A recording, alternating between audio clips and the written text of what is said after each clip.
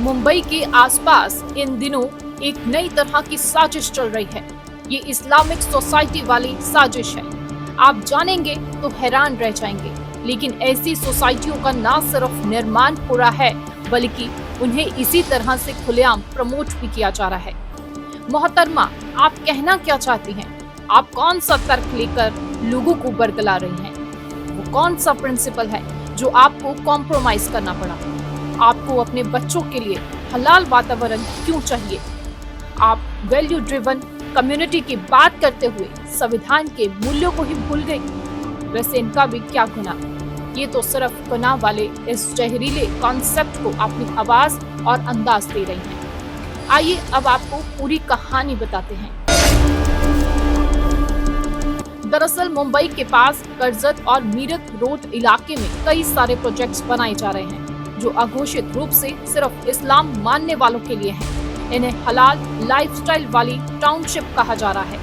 इसी तरह से प्रमोट भी किया जा रहा है। इनकी सेल्फ मार्केटिंग के लिए जो विज्ञापन बनाए जा रहे हैं, उनमें ये बात साफ साफ बताई जा रही है, आप सोशल मीडिया से लेकर राजनीतिक जमात के बीच इन पर चर्चा खूब हो रही है। इन प्रोजेक्ट्स पर सवाल उठ रहे हैं। पूछा जा रहा है कि ये विज्ञापन है या समाज में जहर घोलने की एक साजिश। क्या ये एक राष्ट्र के अंदर अलग राष्ट्र बनाने की साजिश की जा रही है?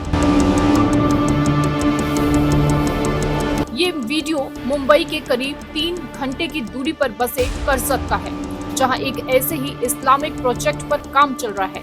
इसी प्रोजेक्ट को प्रमोट करते हुए ये महिला बहुत ही गौरव के साथ बता रही है कि कैसे वहां एक खास कम्युनिटी को अपने प्रिंसिपल्स नहीं कॉम्प्रोमाइज करने होंगे, कैसे उनके बच्चे हलाल माहौल में पले बढ़ेंगे। अपनी फैमिली के लिए प्रिंसिपल्स कॉम्प्रोमाइज करने पड़े तो क्या वो सही है? लाइक माइंडेड फैमिलीज जो सेम वैल्यूज शेयर करती हैं, किड्स बिल्कुल हलाल एनवायरनमेंट में सेफली ग्रो कर रहे हैं, एल्डर्स को रिस्पेक्ट और केयर मिलता है, values driven community experience. BJP ने इस कॉन्सेप्ट को गुनाह माना है, भारत के संविधान को चुनौती माना है और कड़ी कार्रवाई की मांग की है। इलाके में एक ही कम्युनिटी को घर बेचे जाएंगे, एक तरीके से ये गजवाए हिंद है।